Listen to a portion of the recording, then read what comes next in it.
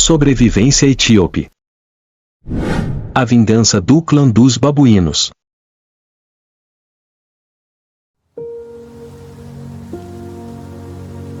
Nos penhascos ensolarados das terras altas da Etiópia, o vento sopra pelas fendas, trazendo o cheiro de terra seca e o rugido abafado de um mundo em ruínas.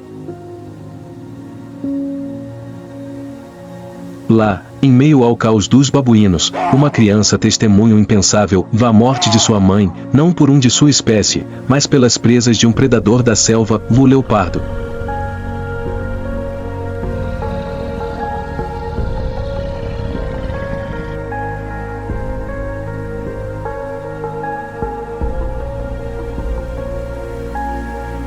As terras altas da Etiópia estão cobertas por uma névoa fina.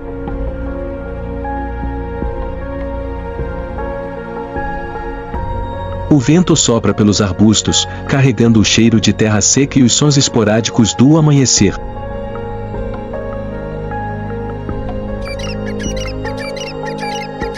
Um bando de francolins escava as folhas em busca de minhocas e então plana enquanto os gritos dos babuínos ecoam no cânion.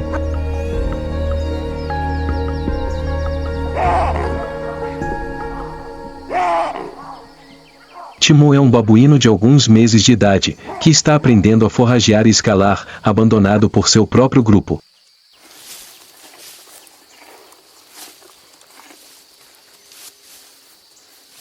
Sua mãe morreu há muito tempo, morta por um caçador.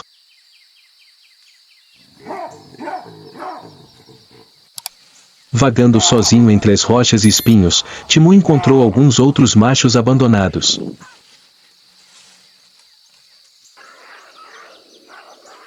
Mas então, no frio e na fome, aprenderam a compartilhar cada fruta, sombra e calor.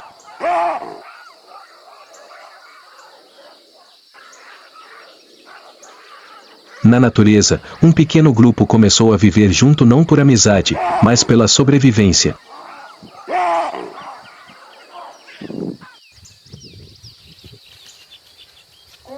Os anos se passaram. Ninguém ensinou Timu a sobreviver.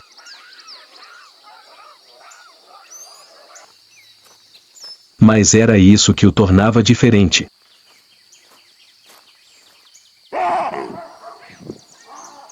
De um filhote fraco abandonado pela matilha, Timu gradualmente se tornou um indivíduo forte.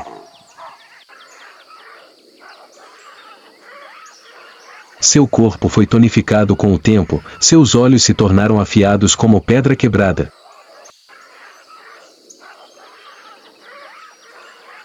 O medo não o fazia mais tremer, então Timu observou em silêncio e se lembrou de tudo. Ninguém pensava que Timu sobreviveria. Mas entre os espinhos e os predadores à espreita, ele ainda vivia. Timu aprendeu a seguir rastros de comida, a evitar as garras dos inimigos, a escolher o abrigo mais seguro para passar a noite. Certa vez, toda a sua matilha foi notada por uma leoa. Aquele olhar âmbaro seguiu por dias. Aquela figura amarela aparecia frequentemente ao anoitecer, forçando Timu e seus companheiros a mudarem seus hábitos de viagem e busca por alimento. Mas esse mesmo perigo os treinou para ter um reflexo guerreiro que os permitia comunicar-se sem palavras, com os olhos, coordenar suas ações em silêncio e estar sempre prontos para o pior. Na mente de Timu, a morte de sua mãe nunca se apagava. Não era apenas uma lembrança, mas um objetivo. Mas antes que pudesse se vingar, Timu sabia que precisava ser forte o suficiente e mudar um mundo que apodrecia por dentro. Cada ferida, cada noite fria sem dormir, cada vez que quase era dilacerado, tudo isso transformava Timu em um indivíduo diferente, forte, inteligente e perigoso.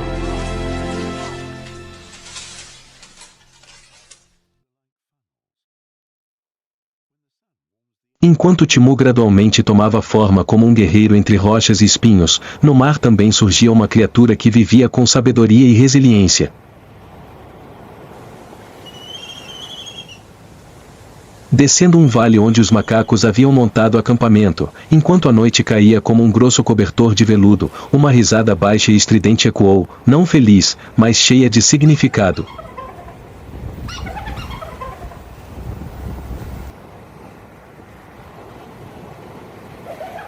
Era o riso característico da hiena marrom, uma criatura misteriosa e frequentemente esquecida entre os predadores proeminentes.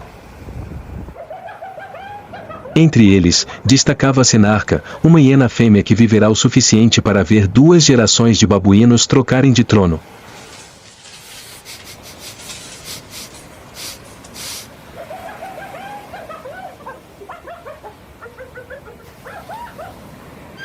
Narka não era tão grande nem tão proeminente quanto os governantes leões, mas possuía algo que Timu estava apenas começando a aprender, a paciência de um caçador.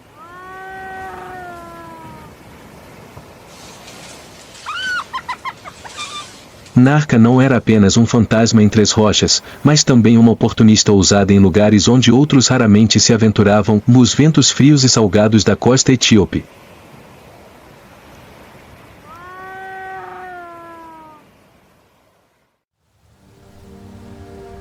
O sol estava alto no céu.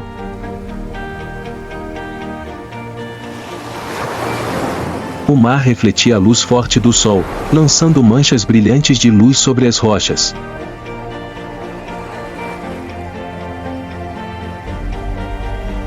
Grandes focas marrons machos preguiçavam nas rochas, bocejando e ocasionalmente rosnando enquanto lutavam por um lugar para se aquecer.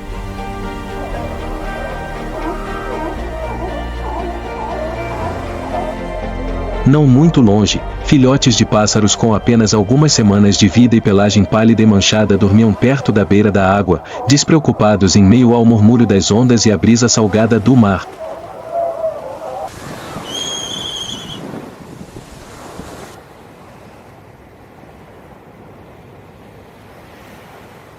Esse era o momento que Narka esperava.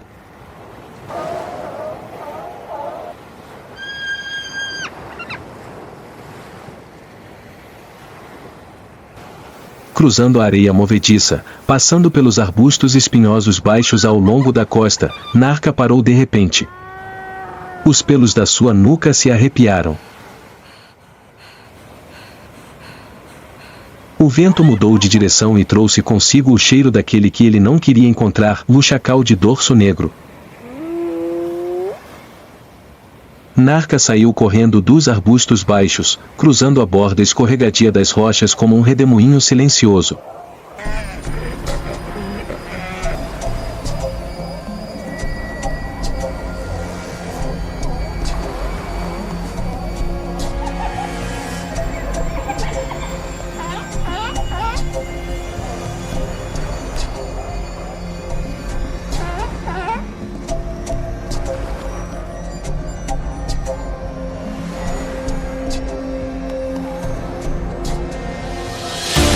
Sem fogo.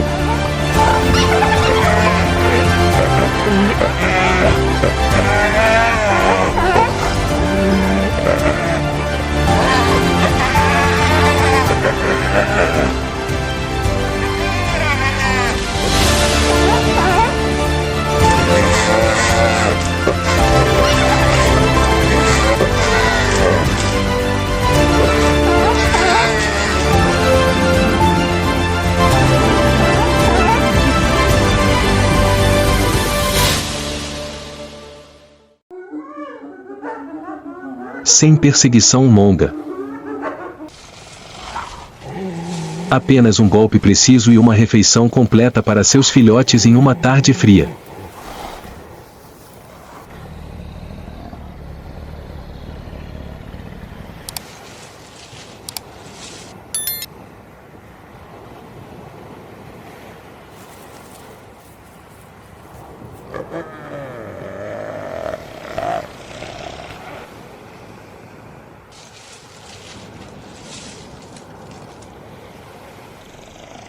Das rochas distantes, Narka ficou em silêncio olhando para a praia. A água cintilava prateada, como se nada tivesse acontecido. Mas para ele, a área costeira havia se tornado uma nova extensão de seu território, e ninguém além do paciente silencioso tinha permissão para governá-la.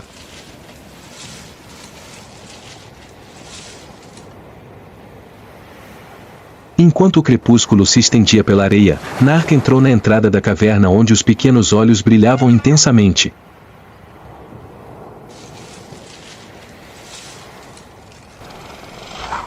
Os chacais haviam recuado, e Narca trouxera uma refeição completa para seus filhos, uma vitória sem derramamento de sangue, mais heroica.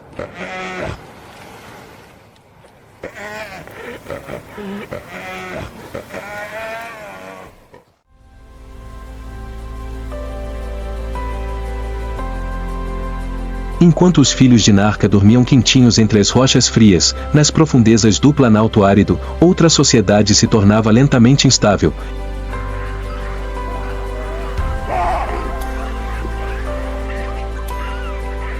E o bando de babuínos de Haka continuava como se nada tivesse mudado. Mas o vento era diferente. Ninguém no bando ousava dizer isso em voz alta, mas o cheiro de grama queimada, o farfalhar das folhas e os olhos cada vez mais silenciosos das fêmeas lhe diziam que algo se aproximava. Haka, embora velho, ainda era um tirano notório que parecia não notar.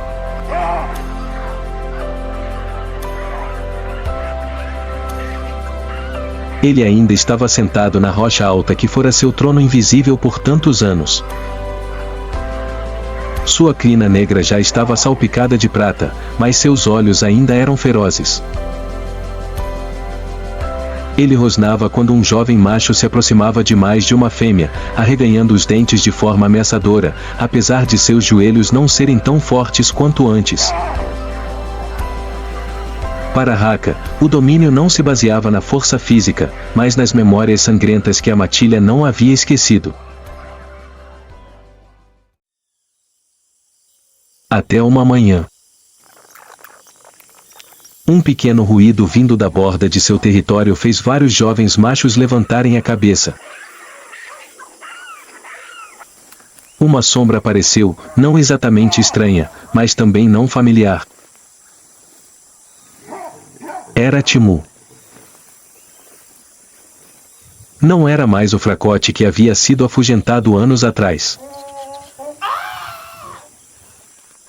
Ele havia retornado, maior, mais musculoso, seus olhos tão afiados quanto pedra quebrada. E ele não estava sozinho. Atrás dele estavam outros machos, cada um carregando as marcas de uma vida fora da lei. A matilha ficou em silêncio. Haka olhou de cima para baixo.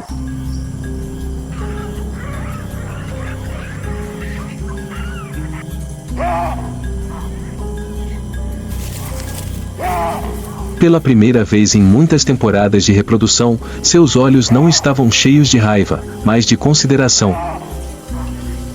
O rugido feroz de Haka cortou o ar como uma faca. E então ele atacou.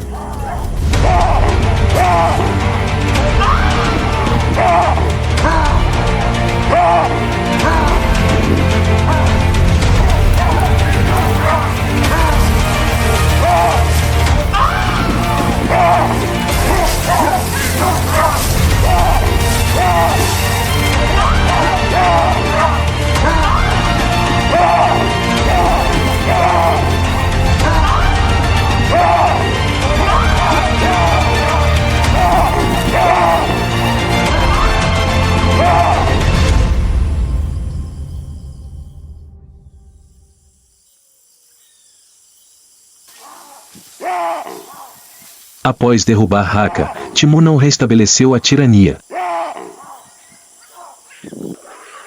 Ele compartilhou influência com seus aliados, deixou seus filhos escolherem livremente e usou prestígio em vez de presas para liderar. Os macacos gradualmente entraram em um período de estabilidade, sabendo pela primeira vez o que era paz. Mas, na natureza, a paz é apenas uma fina casca que esconde o perigo.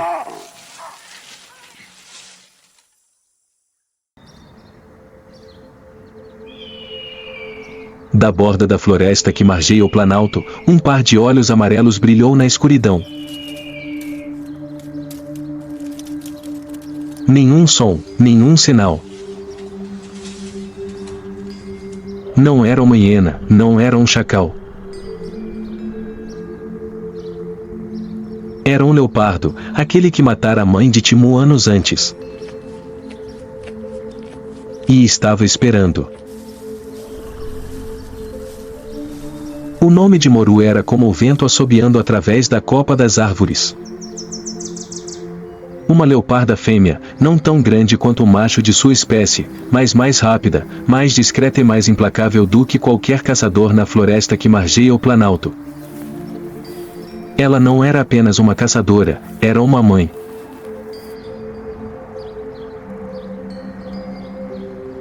Três semanas atrás, Moru deu à luz um filhote em uma fenda à prova de vento nas rochas. Os filhotes eram jovens demais para segui-los, com os olhos ainda marejados e famintos. Cada grito infantil vindo da toca era um lembrete para Moru de que ele não poderia falhar. Não poderia retornar de mãos vazias. Não poderia deixar o inimigo encontrar seu caminho.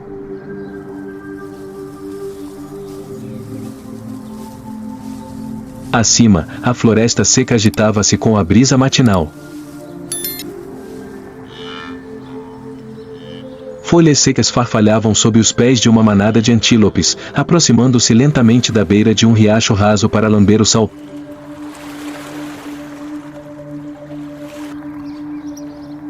Perto dali, mangustos listrados empinavam-se, revezando-se na vigilância enquanto seus bandos menores buscavam insetos.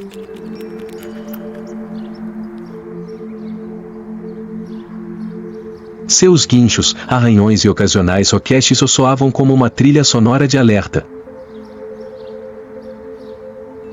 Mais adiante, nas rochas altas, abutres se alinhavam, com os olhos fixos na área onde Timu acabará de estabelecer seu poder. Eles não pousaram, mas também não partiram, pois sentiam claramente a inquietação que ainda fervilhava sob aquela frágil camada de paz.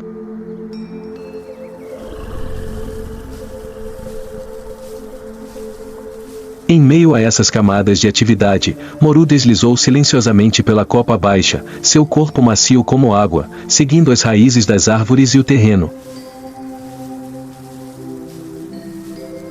Ela não interrompeu o ritmo da floresta da qual fazia parte. Nenhuma espécie está sozinha aqui, e todas estão ligadas por uma tensão invisível. Quando os antílopes se assustam, os mangustos se calam e os abutres começam a se mexer, é o momento em que a morte passa silenciosamente.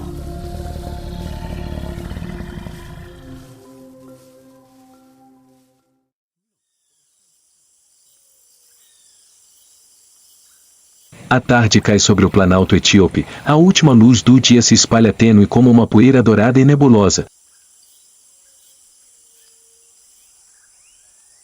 Os raios de luz se inclinam sobre a grama baixa, iluminando cada tronco de árvore, cada pedra, cada pegada úmida. No espaço aberto entre as árvores, o bando de babuínos de Timu descansa sob a luz do fim da tarde. Os filhotes jazem perto das raízes rasas, algumas fêmeas se espalham em busca de alimento.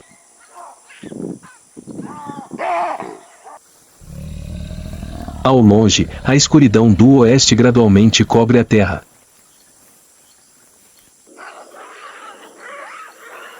Moru, caminhando rente ao chão, seu corpo se fundindo à grama marrom clara. O vento sopra favorável. Ele não se esconde nas árvores.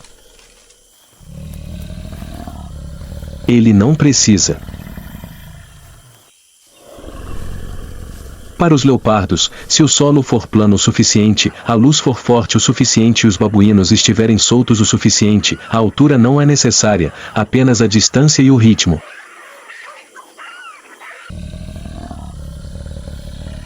Mas desta vez, o que ele pensou ser uma abertura, e era uma armadilha. Timur esperava por este dia há muito tempo. Ele sentiu o cheiro da trilha, sentiu o silêncio incomum na pastagem.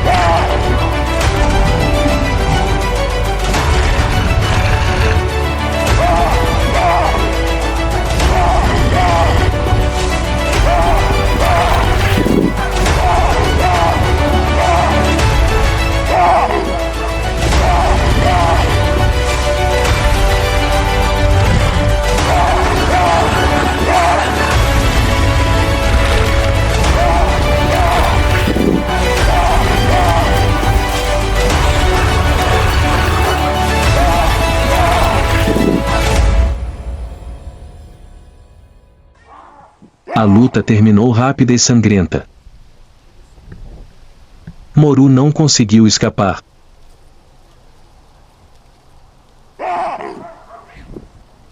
Quando caiu, foi isso mesmo. Timur foi quem deu um passo à frente, seus olhos não estavam raivosos, apenas frios como as rochas da montanha.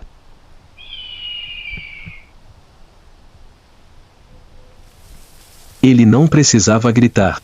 Ele não precisava se exibir.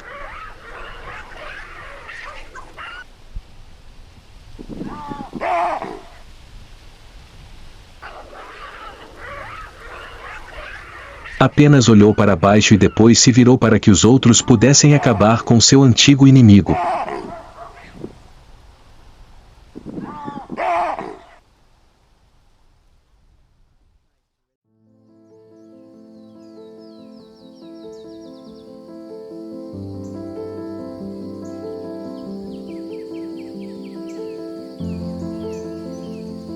Na densa escuridão das terras altas da Etiópia, onde a vida não permite romance ou perdão, uma dívida de sangue foi finalmente paga.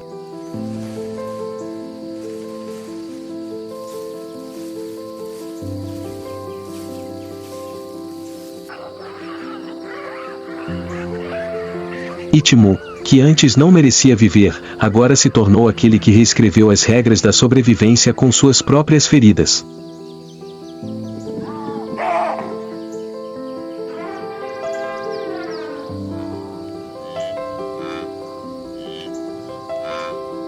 O que você acha das histórias de sobrevivência?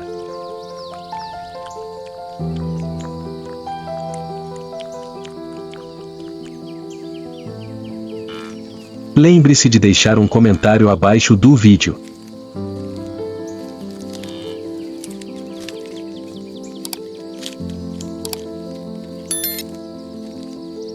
Toque o sino e inscreva-se para não perder as próximas histórias selvagens do incrível mundo natural.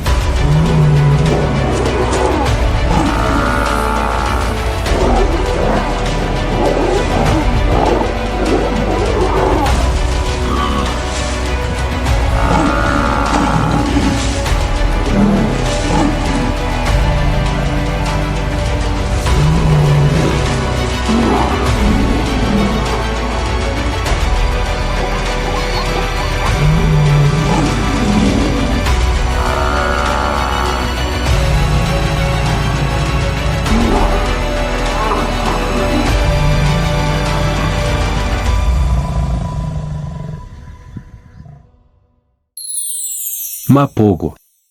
A aliança mortal da pradaria.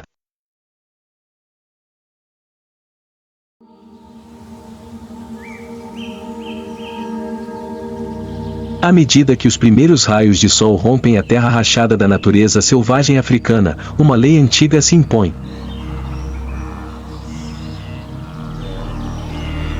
No mundo dos leões, todos os machos devem eventualmente partir.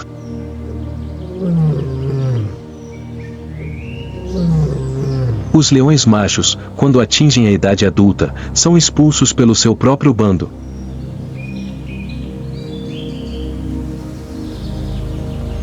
Não há mais proteção da mãe, não há mais tolerância do pai. Esse é o começo de uma jornada de sobrevivência, solitária, cheia de sangue e presas.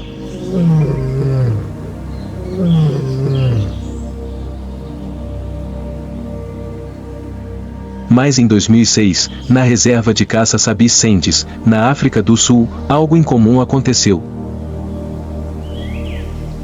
6 leões machos, que não eram do mesmo bando nem do mesmo sangue, escolheram ficar juntos.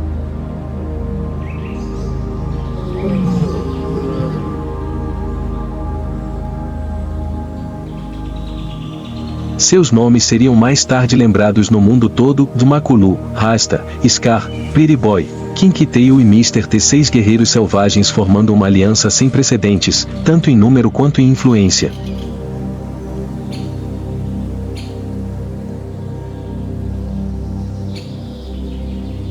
Ninguém sabe por que eles se uniram, talvez porque cresceram juntos em tempos de escassez, ou simplesmente porque seu instinto de sobrevivência fez com que precisassem um do outro mais do que nunca.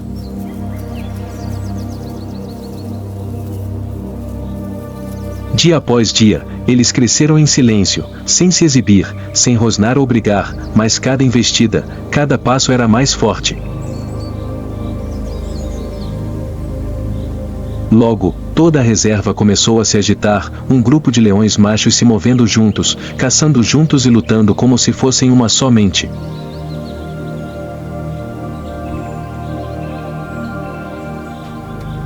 Quando animais antes conhecidos como criaturas solitárias e sociais deixam de ser indivíduos, eles se tornam fenômenos.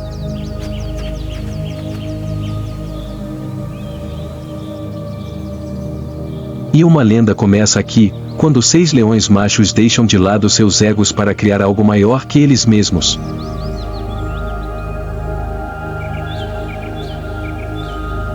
Uma aliança, um império, um pesadelo para todos os oponentes.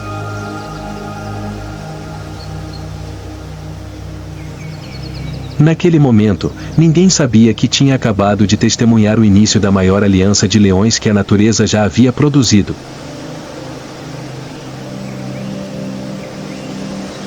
Eles não estão simplesmente vagando por aí procurando abrigo, eles têm um objetivo, e esse objetivo é um reino. A Aliança do Leão, com 6 indivíduos adultos, cada um forte o suficiente para dominar uma região, agora avançava junta, silenciosamente, mas imparavelmente.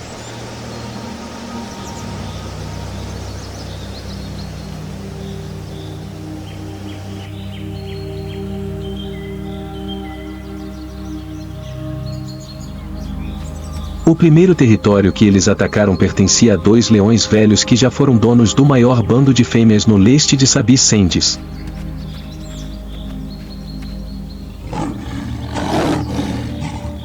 Sem negociação, sem aviso, em poucos minutos, a Aliança Mapogo encerrou aquela dinastia, uma morte tão rápida que ninguém teve tempo de entender o que aconteceu.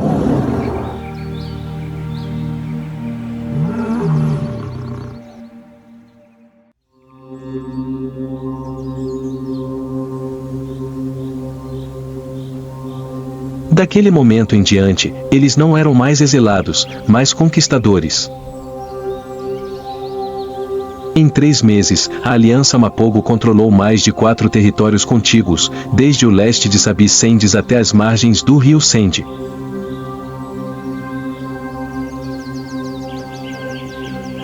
Ninguém ousa cruzar os limites que eles estabelecem. Makulu, o mais velho e experiente, tornou-se o líder clandestino. Scar e Pretty Boy são uma combinação perfeita. Kinky Tail e Mr. T geralmente lideram os ataques. Rasta, quieto mas implacável, sempre aparece no momento certo para acabar com qualquer resistência.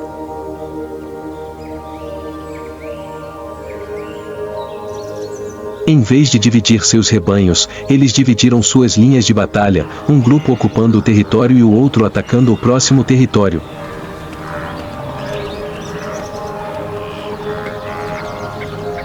Isso não é mais um comportamento natural, isso é estratégia.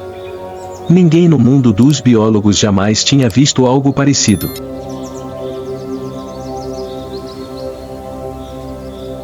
Os leões machos costumam matar uns aos outros por território, mas Mapogo divide.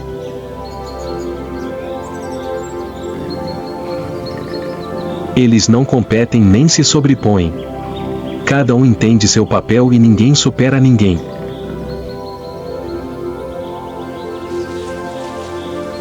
Os sobreviventes dos enxames que eles invadiram a chamaram de a Tempestade Negra de 6 cabeças. Mas esse domínio não afeta apenas os leões machos.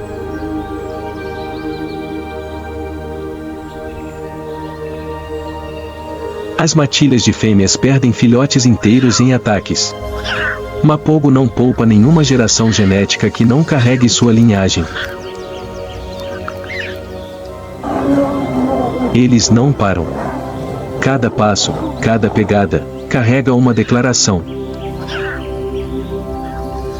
Esta terra é nossa, e se não for, mais cedo ou mais tarde será.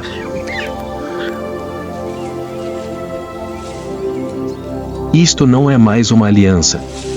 Este é um império governado por garras, inteligência e pelo medo que instila em cada folha de grama da estepe.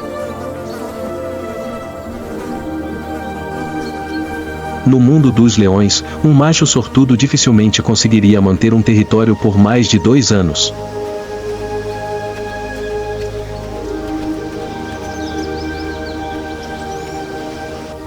Mas Mapogo, com seus 6 leões, cada um carrega seu próprio instinto assassino.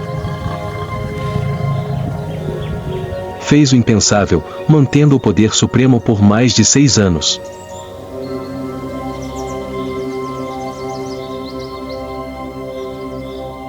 De 2006 a 2012, a Mapogo não apenas expandiu sua esfera de influência. Eles eliminaram diversas alianças masculinas rivais, derrubando 8 grupos de controle diferentes. E estabeleceu um território de até 170 mil hectares, o equivalente a quase 1.700 km², maior que a cidade de Los Angeles.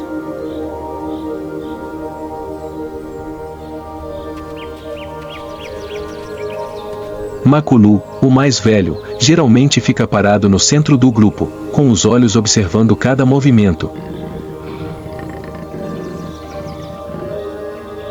Scar e Pretty Boy são um casal inseparável, que vão a todos os lugares juntos. O Sr. T, famoso por sua juba extraordinariamente espessa e a mais brutal, é quem sempre lidera a perseguição.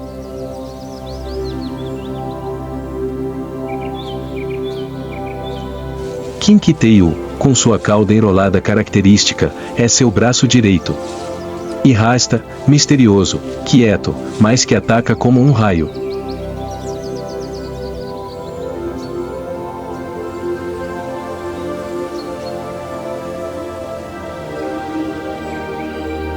Durante os anos de pico, o número de filhotes de leão nascidos de grupos de fêmeas controladas por Mapogo chegava a centenas.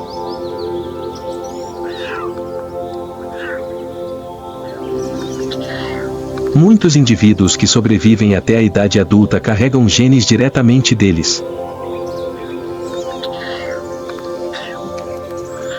A taxa genética era tão alta que, em dado momento, os cientistas temeram que ocorresse endogamia na área. Nunca antes uma aliança masculina deixou uma marca genética tão profunda. O rugido do mapogo não é apenas um sinal de ocupação, é o som da ordem. Manadas de antílopes, zebras e até hienas mudam de direção se ouvem esse som ecoando pelas planícies.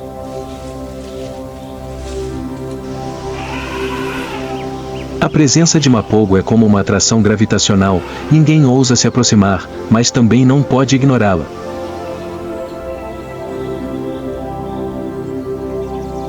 E quando caça, mapogo não precisa se esconder.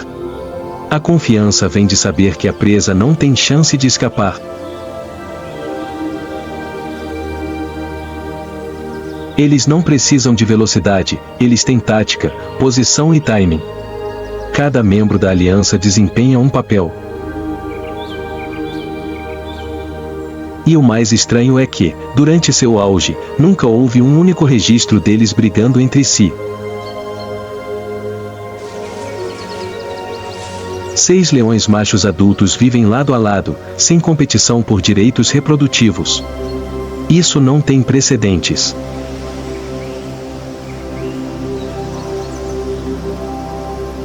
Em um mundo de suspeita e violência, mapogo sobrevive pela fé.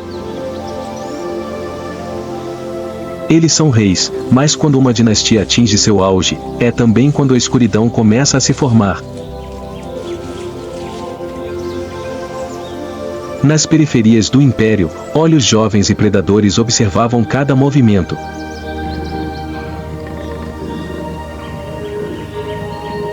Toda dinastia gloriosa carrega consigo as sementes de sua queda. E na natureza, o estalo não soa como um trovão, ele começa com silêncio.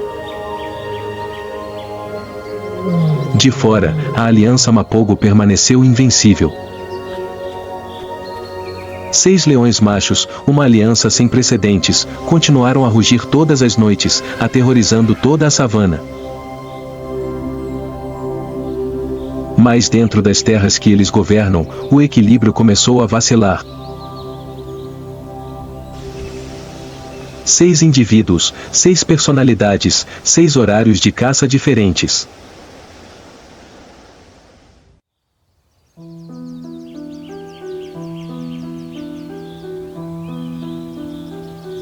Para manter o império abrangendo quase 1.700 km², eles foram forçados a se dividir.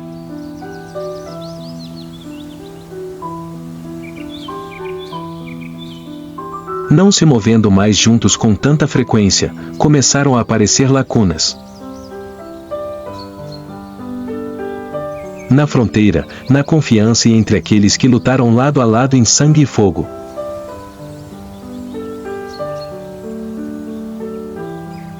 O Sr. Teikinkiteyu, 2 guerreiros com tendência a se envolver ativamente em confrontos, foram designados para proteger o norte.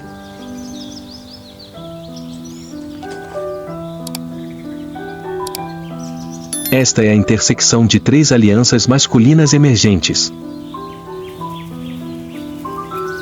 Entre eles, os mais perigosos são 4 leões jovens, que ainda não foram nomeados.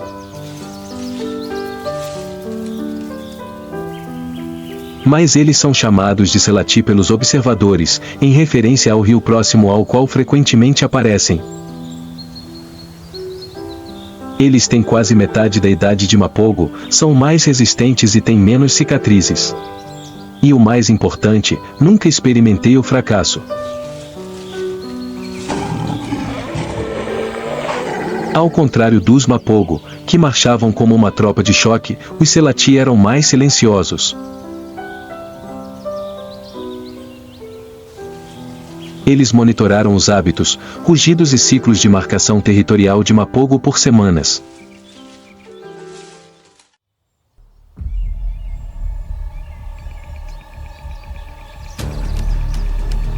E então, numa manhã enevoada de junho, eles atacaram. Kinkiteyu estava patrulhando sozinho naquele momento. Talvez por subjetividade ou por acreditar que há companheiros de equipe por perto. Ele não percebeu o perigo até que todos os 4 atacantes tivessem circulado para cada lado. A batalha durou quase 15 minutos, mais do que qualquer outra emboscada.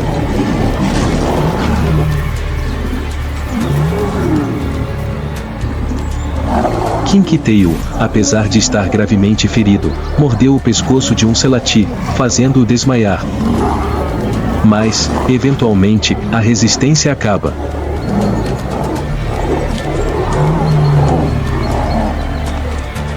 Ele caiu na grama, com os olhos ainda arregalados, como se ainda não tivesse aceitado a verdade.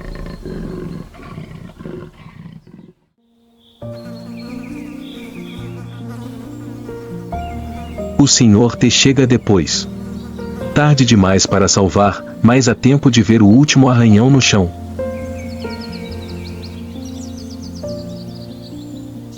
Onde meu irmão mais próximo uma vez esteve. A morte de Kinky-Tail não foi apenas uma perda, foi uma pausa. A aliança de 6 horas caiu para 5. Mas com uma Pogo, cada membro é um elo insubstituível.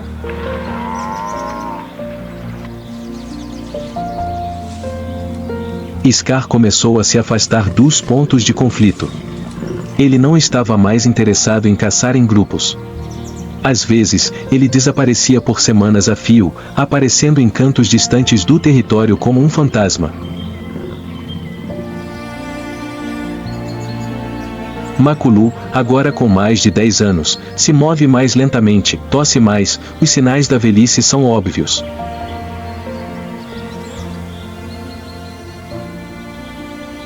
Rasta ainda luta, mas mais silenciosamente do que antes.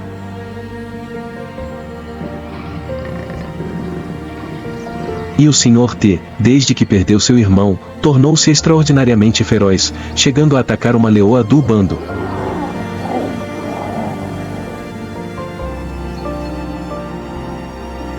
O território de Mapogo ainda existe.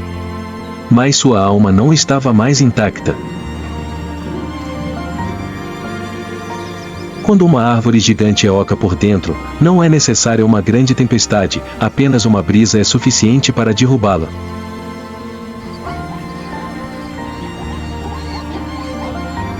Quando um império cai na escuridão, nem todos os outros caem. Alguns ainda permanecem, ainda lutam, não pela glória, mas porque é a única coisa que sabem fazer.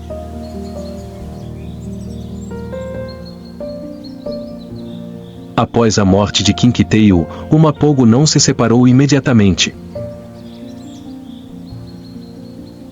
Mas algo dentro deles mudou, como uma peça musical que perdeu a linha de baixo, e mesmo que a orquestra ainda esteja tocando, tudo está desafinado.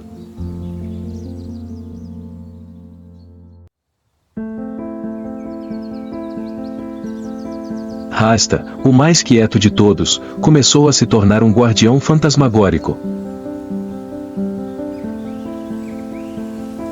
Ele não viajou mais com o grupo, mas foi sozinho até os confins da fronteira. Se ele vê qualquer sinal de intrusão, ele ataca primeiro, sem aviso ou rosnado.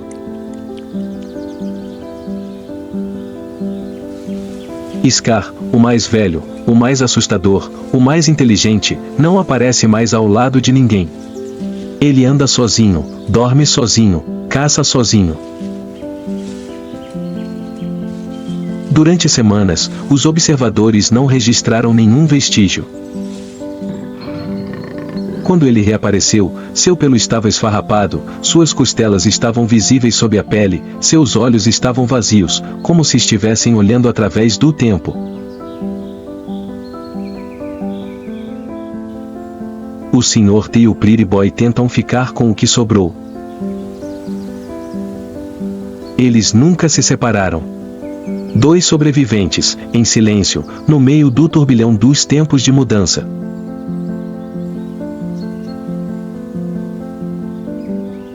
Eles marcavam seu território todos os dias, mas os rugidos eram mais silenciosos, os períodos de descanso mais longos e cada passo carregava o peso da memória.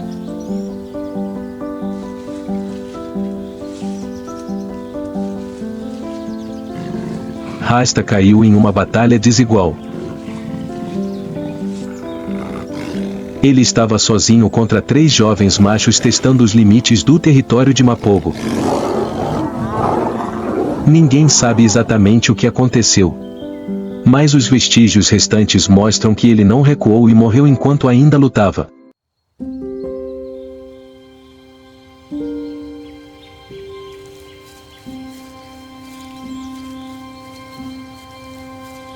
Mapogo agora está reduzido a 3. Scar agora vive como uma sombra de lenda. Algumas pessoas acreditam que ele está morto. Outros dizem que todas as noites, na área da fronteira sul, eles ouviram um único rugido, curto, rouco, mas de longo alcance, como se um espírito ainda estivesse guardando algo sagrado.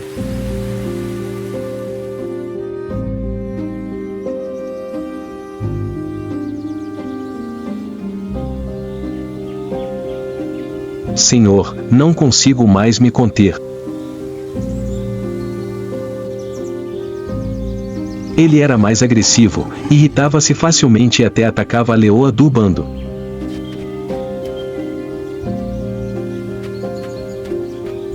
Pretty Boy, ao contrário, estava estranhamente calmo, como se tivesse aceitado tudo.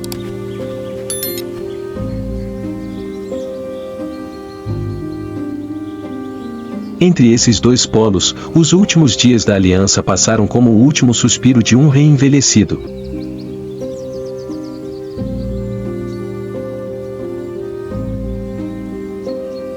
Eles não são mais conquistadores, não são mais o centro do terror. Mas em cada pegada deixada, em cada arbusto marcado, está o eco de uma era.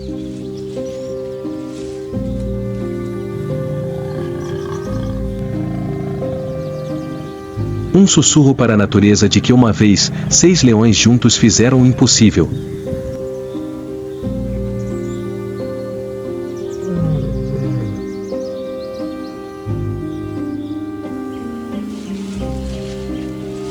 Quando o pôr do sol tocou a pele prateada, eles não olham mais para frente, eles só olham para trás.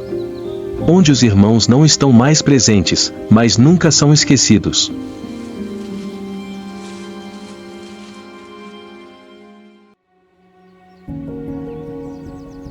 A pradaria não ruge como antes, mas se você ouvir por tempo suficiente, você ouvirá. Em algum lugar, as sombras dos guerreiros caídos ainda ecoam. A cicatriz desapareceu sem deixar vestígios. Sem corpos, sem batalha final, apenas silêncio.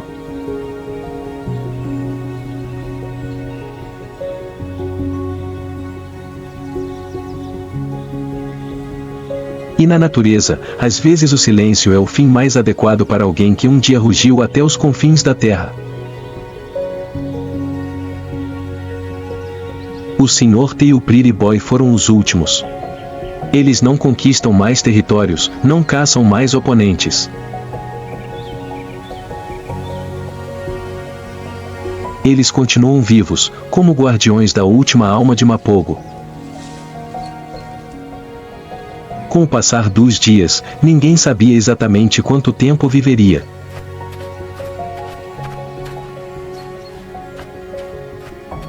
Mas sua imagem, o velho leão, de juba escura, olhos que tudo viam, tornou-se o símbolo vivo de uma lenda.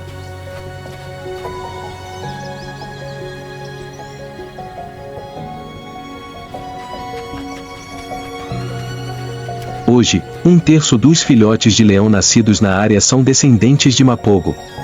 Esse legado não está mais no rugido, mas em cada célula, em cada respiração da próxima geração. Já não vemos Mapogo, mas Mapogo nunca desapareceu.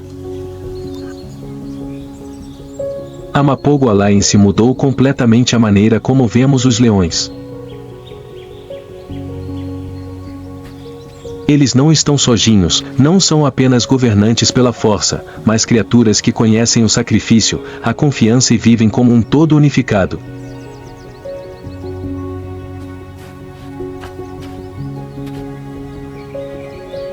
Desde Mapogo, as alianças masculinas se tornaram mais numerosas, maiores e mais coesas.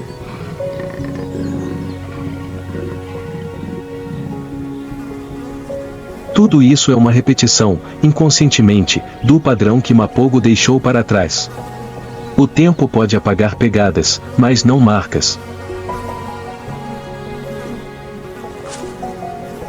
E há lendas que, embora silenciosas, ainda vivem para sempre no sopro da terra. No coração da estepe, nas memórias daqueles que a testemunharam. Porque as lendas nunca desaparecem de fato.